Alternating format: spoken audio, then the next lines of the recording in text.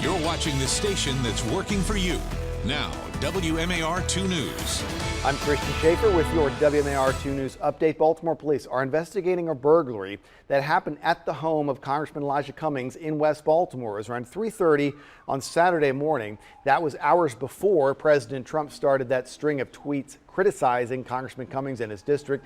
Detectives in Baltimore are not sure whether anything was taken from the congressman's home. It's on Madison Avenue in West Baltimore. They say they got no leads, but there are security cameras in front of that home and behind it, and investigators are hoping that that video might help them find the person or people responsible for that robbery. If you have any information, you can remain anonymous if you call Metro Crime Stoppers at 1-866-7-LOCK-UP.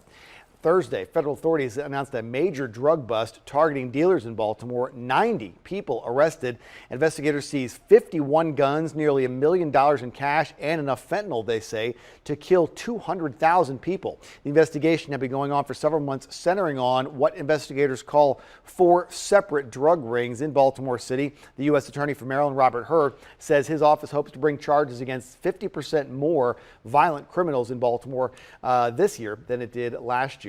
Casey Care's 10th annual 5K run and 1 mile walk is tomorrow. It's at a new location this year, the Port Covington development in South Baltimore. Last year was at Camden Yards, but you can register right up until the race day. That's tomorrow, and you can find out how to do that on our website right now, WMAR2news.com. Big weekend for Ravens fans. The third legendary Raven will be inducted into the Pro Football Hall of Fame tomorrow. Ed Reed will go in this weekend. Last night, before the Hall of Fame game between the Broncos and the Falcons, Ed Reed wore that shirt, which was trending on Twitter Friday morning. It contained the faces of several African Americans who were killed while in the custody of police officers over the past several years, including Freddie Gray, who died in West Baltimore back in 2015. His death, of course, leading up to the riots in Baltimore. Tamir Rice, Sandra Bland, several others on that shirt as well. At last year's Hall of Fame induction ceremony, former Raven Ray Lewis was enshrined, and Randy Moss wore that tie to his Hall of Fame induction. It shows the names of several people shot and killed by police officers. Freddie Gray's name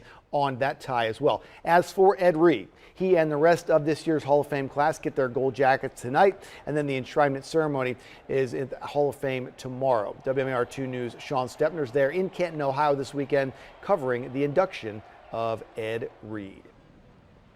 Now from WMAR 2 News, Maryland's most accurate forecast.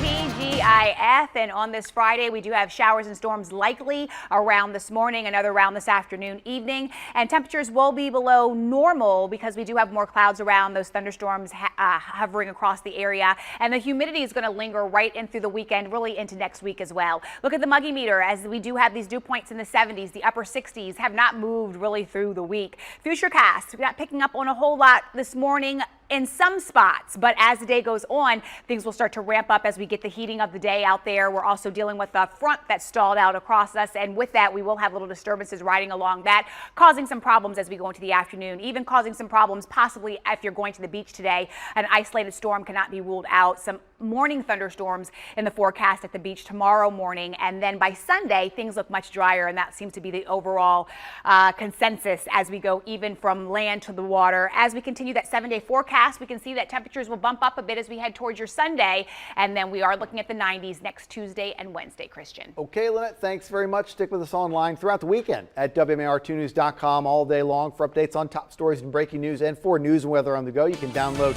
the WMAR2 News app. It's in the App Store. It's got live radar, and you can set up breaking news alerts to come straight to your phone. Thanks for watching. I'm Christian Schaefer. This WMAR 2 News update is sponsored by Jones Junction,